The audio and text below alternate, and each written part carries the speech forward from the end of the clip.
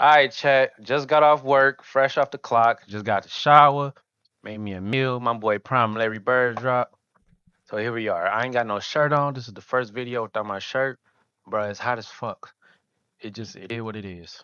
My favorite trash talking by Larry was when they trash talk coaches, like when they trash talk Hubie Brown, and they're sitting there and playing in Madison Square Garden. And the opening tap controlled by Mark Jackson, and trying to go to Check, Bird. he's on Vanderway. Of course, y'all.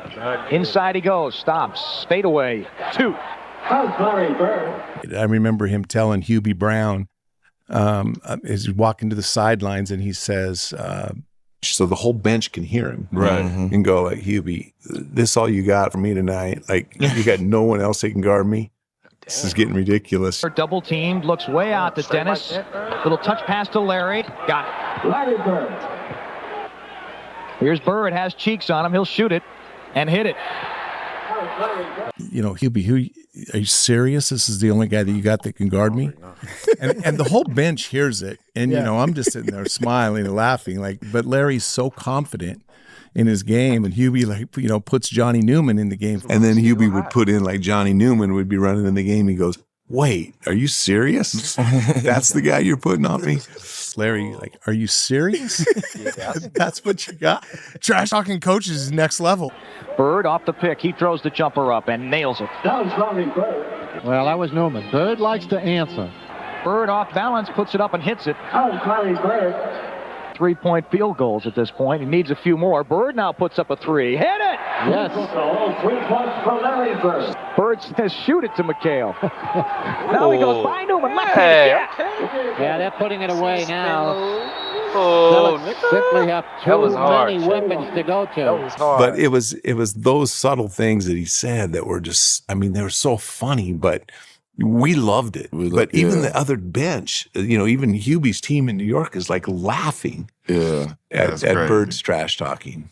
But the most uncharacteristic one was he didn't usually trash talk to like Magic, Dr. J, guys like that. He just, he had so much respect for them. But I remember the big fight between him and Dr. J where Moses were holding him back, and Dr. J was swinging. It was like so uncharacteristic of Dr. J. As you guys know, Dr. J, right. He's the nicest guy in the world. Definitely. Larry was talking trash to Dr. J, which he didn't usually do, talk to his, the stars of the game. I think Larry had like 35. Oh. I ain't know that. Hold on. Y'all heard Danny Ainge. He usually don't talk like that to the stars of the game. Guy in the world. Definitely. Larry was talking trash to Dr. J, which he didn't usually do, talk to his, the stars of the game. That's interesting. I think Larry had like 35 halfway through the third quarter and said to Dr. J, you need to retire, bro. Oh, man. Larry Bird has an unbelievable night. Every shot he took, Irving is guarding him. And as every shot went in that Larry took, he went further back, and he kept on saying to Irving, aren't you going to guard me? Can't you do any better? He was the greatest soft-spoken trash talker I've ever met. Celtic hoop. They're up by a deuce. Make it 4. Bird. McHale is looking for Larry Bird. Finds him, gets a step on Jay, and gets 2. 21 for Larry in the first half. Parrott. Bird through the lane. Left-hander is good and a foul. 25 first half points for Larry Bird with 3:09 to play. Larry had scored like 35 on him like halfway through the third quarter and was just jogging back down the court and said, man, you need to retire. And it was just like Dr. J lost his mind, and that's where that story had started. And I don't think Dr. J took that too well. And he's like the nicest guy in the world, but they got in this fight. It's Dr. J trying to hold Bird. Bird retaliates. And And look at Jay hitting Bird as he's being held from behind by Barkley and Moses Malone. Why did you and Bird not get along? In this too? The irony is we did get along. It's just that when somebody plays for Boston and somebody else plays for Philly, if you have to get on the court and play with one another, I don't care if it's your mother. You're not supposed to get along. Well, if you'd heard what Larry was saying to him, you understand why Why, Judy? Can you tell us, Chief? And we all know Larry is legendary trash talking. All it was is Dr. J's ego, pride. Right. He had probably one of his worst basketball outings ever at the most inopportune time. And Larry constantly reminded him of it. Damn. Oh, man, the trash talking. Oh, my goodness. I would have threw a punch if it was me. Well, yeah, Larry was funny. Larry wasn't like always a trash talker. I mean, always talking trash. He was selective. Most of the time, his Y'all trash hear that, talking. chat? He pick and choose. Always talking trash. He was selective. Ain't nothing wrong with being selective. I know that might sound like some bitch ass nigga shit. Like, why this nigga selective? Shit, certain people he probably ain't even gotta say nothing to. I don't think that's bitch nigga shit. Most of the time, his trash talking, it seemed like it was for motivation. It wasn't like he was just always trash talking to everybody. It was spotty, but when he did it, it was big. So Larry wasn't talking as often as them, but Larry said some funny stuff. I remember one time we were playing in San Antonio and nothing to do with the play call. Right. Oh, I skipped this shit. Fuck. Hold on, chat. How far are we into this video? We just gonna go back a little bit. For Philly, if you have to get on the court and play with one another, I don't care. My bad. Oh, yeah. No, I'm not Like it was for motivation. It wasn't like he was just always trash talking to everybody. It was spotty, but when he did it, it was big. So Larry wasn't talking as often as them, but Larry said some funny stuff. I remember one time we're playing in San Antonio and I don't remember the kid's name, but a young center coming off the bench. He runs in the game with all this excitement, enthusiasm. The crowd's going crazy. And there's the starting front court for the Spurs. Anderson at center, the rookie. He was in the slam dunk contest. They don't really have a center, so they do a bona fide center. This kid Anderson is playing at center at the moment. He's a power forward. The rookie's also seasoned. Man, I got like 12% body. And Larry says, "Who you guarding?" The kid points to Chief. He goes, "Oh crap, Chief, your ball now." Going to stay hanked up on the board and work hard. We've got people that can do this. Good pass by Bird. Easy layup over Anderson and a nice entry pass from Bird. Bird looking low for Parrish. Got Robertson in his face. Pick and roll to the Chief. Beautiful job. Nice job. Well done. Caught him by surprise. Parrish again on that same play they ran in the first half where Robert just comes cruising down the lane and takes the give-and-go pass from Bird. To Larry. To Robert. 10 assists for Larry Bird and a tripled-up his first of the year. I love his. Here's one story that probably not too many people know. We're warming up way before the game. You know, he's either talking to a coach or talking to a trainer on the other team. He's chirping back and forth with Larry. You're not gonna make any threes tonight, Larry. And Larry goes, yeah. And Larry goes, I'm gonna bank one in on you guys tonight. So later on in the game, and we have a timeout, and we come back to the huddle, and I go, Larry, you haven't banked one in yet. Remember you bet $10 with the trainer down there? Oh yeah. And I swear, I mean, within a minute he banks one in. That's Bird. Way out. 3-pointer. Got it. Sometimes it's better to be lucky than good. Larry Bird right there. They'll ask him after the game if that was a banker. I don't think so. You see a slight smile on his face. When I got to Boston, he was the first person I went to. And I got to watch him in his heyday. And I'm telling you, what you saw in the game wasn't even close to what he did in practice. Really? I can't even tell you the kind of – I'll give you an example, and this is just a small example. If you're playing – shootout where everybody has to shoot. Can I find this? I wonder how long this video is. So them just practice. The ball at the basket and try the first one to get him in. Larry could literally hit your ball in the air and knock his in the basket, and would do that if you're about to win. He would do that. He'd hit your ball in the air and let your ball knock his in the rim. Wow! Deflected off your ball. Off your ball. Yeah. It's incredible, and he did things like that when he just felt like being basically superior because he was good enough that he could do all those things all the time. And during this three-point shootout, as Larry Bird hits 11 straight threes, he decides to hit one off the backboard just for fun. Oh, wait a second, off the glass. But was there ever a time when you're out there with Larry, when you said, "Hey, Larry, how about getting me the ball?" Oh, okay. No, that didn't happen. Not one time. Nice, I Larry. remember Nice. just to put in perspective. I remember I'm coming off of screens, and Bro, like I said, Larry Bird, look, he got nice footwork. I could get shots. Low key. With those guys setting screens when I wanted. Oh, good fake by Danny. Parrish high. Danny left wide open. I remember coming off of down screens and catching and shooting shots, and I remember Bill Fitch called me over and said, like, "What are you doing?" And I go, why'd you shoot that? I go, I was wide open. And the coach pulls me aside, Bill Fitch, and he says, "Okay, like, what do you expect to make on that shot?" I go, "I don't know, 52% I'm going to make on those turnouts." And he'd say, "Well, what's your percentage you think? You shoot from that?" I go, "Probably 50%. He's going like, "What does he shoot?" Points to Larry. I go, "Yeah, 60. And he goes, That's dick "What does he sucking. shoot?" I wish my coach would pull me to the side about passing up an open shot. Man, you get your ass out my face, bro. It's an open shot. You pointing Larry Bird, that's dick sucking.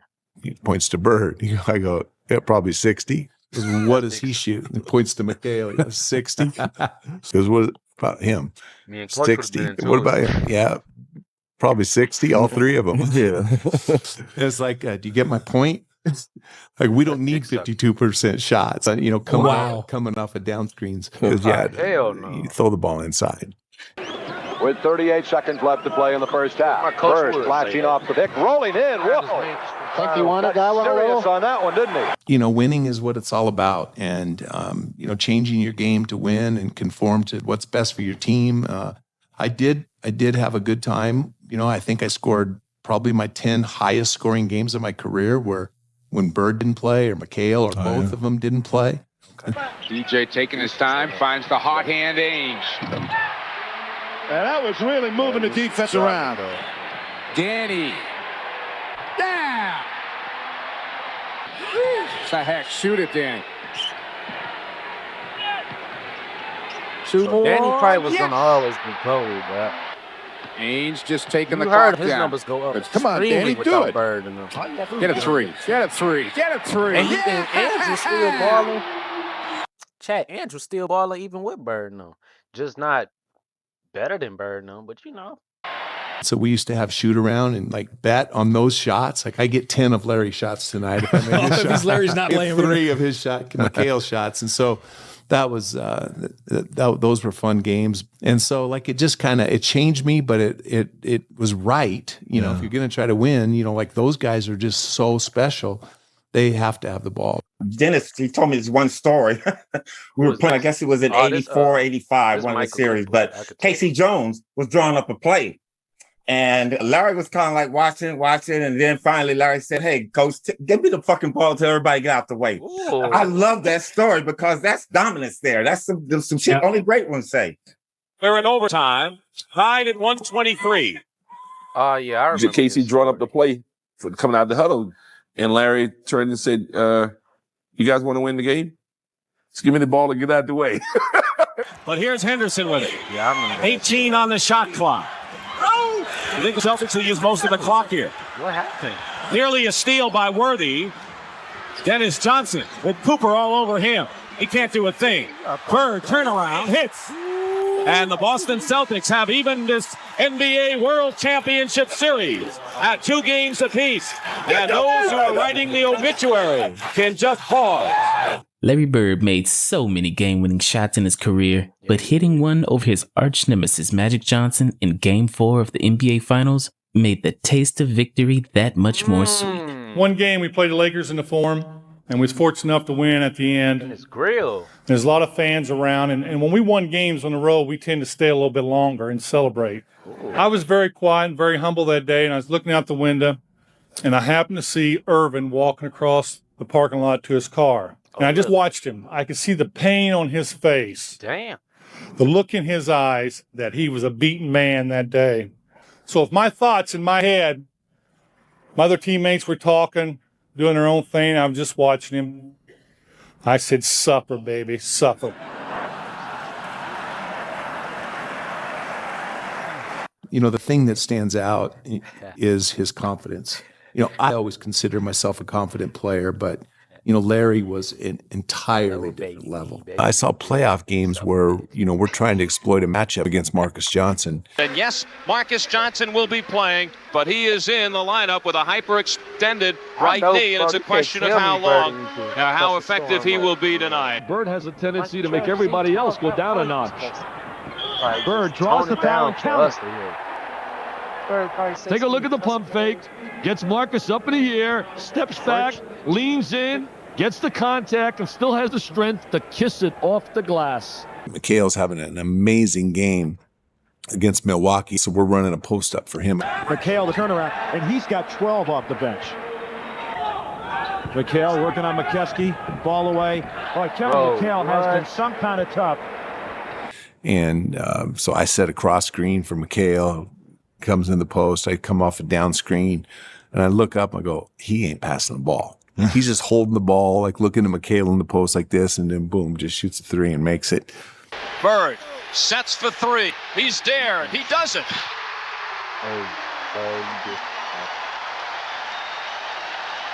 There's so many stories I have about just him taking games over, and we coach you, call a play, and like he's not running the play. Like it's just okay. He's just gonna take it and score. But he just had so much belief in himself, and he could get a shot. With double teams at the end of games, like teams knew what we were running, and he'd still get a quality look off it. Inside third low. You can't double yet. Now you can quickly.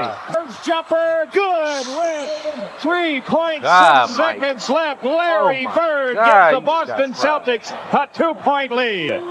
Everybody in this building had to know it was going on. Michael came over to help out. Celtics lead with 3.6 seconds here, 102 to 100. Right. I'm going to, is Xavier McDaniel's story where, I'm going to shoot it fake here, shoot it there. And they did exactly. And it had nothing to do with the play call. Right. Like our coach would call timeout and we're going to do this. And like we walk on the court and Bird just looks at me and goes, no, give me the ball right there. And then he does what he told McDaniel he was going to do. During the timeout, I'm going through a play. And about that time, Larry steps in and says, Coach, why don't you just give me the ball and tell everybody to get out of the way? Oh, yeah, I remember this. It's Larry. And when he wants the ball, he wants the ball.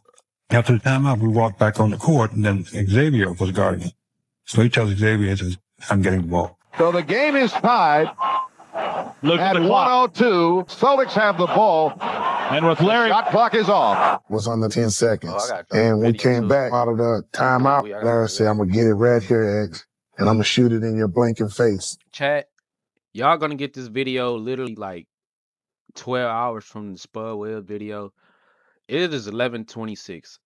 I got 36 minutes or 34 minutes to drop a video, or we're going to be cooked and we're going to lose the 150 days in a row streak. So let me get this out. Put that bitch out for 11:30. I'm going to drop in like 3 minutes. Hold on, chat. I ain't trying to lose the streak. That. What's today? 27? Oh, yeah. That. And I was like, well, I'll be right here waiting on you, too. 10 seconds. 5, and Bird has the basketball. Look out. 2 seconds on the clock, and timeout used by the Sonics. He hit it and looked at me. He was like, damn, I didn't mean to leave nothing on the clock. And I just looked at him and said, oh, conceited bastard. I get a charge when I tell someone on the opposing team that I'm going to hit the last second shot and then do it. That's what it's all about. No, I was blessed to play with a lot of good players in my NBA career, a lot of very good players. But yeah, I think that playing with Bird and McHale, those guys had unbelievable confidence. I always thought of myself as a very, very confident player. Yeah. But I love Bird especially, and he had a whole nother level of confidence than I ever was able to accomplish. I ain't gonna lie. Bird got to be the most confident player I ever saw. Besides Michael Jordan, bro. Record, and McHale goes over to congratulate him. Kobe. Oh, yeah, Kobe. Ainge, Larry Bird has 57 points, an all-time Boston record for one game. And McHale has set the record less than 2 weeks ago. Bird, foul shot, got it. Bird has 58. You know, I always consider myself a confident player. Kevin McHale was a very confident player. Cedric Maxwell, Tiny Archibald, right down the list on that team. But Larry was at a whole nother level when it came to confidence. And oh, let me see how I look on camera. Oh, okay.